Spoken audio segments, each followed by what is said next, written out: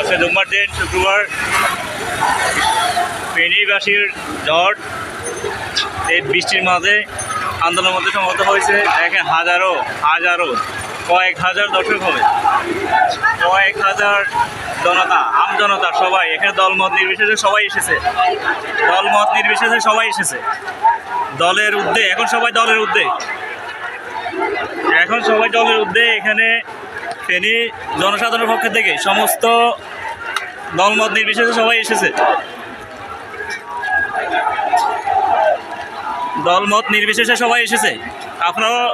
আপনারা স্ব জায়গা থেকে প্রত্যেকে নিজ নিজ জায়গা থেকে দেশের প্রত্যন্ত অঞ্চলে আন্দোলন প্রতিরোধ গড়ে তুলুন।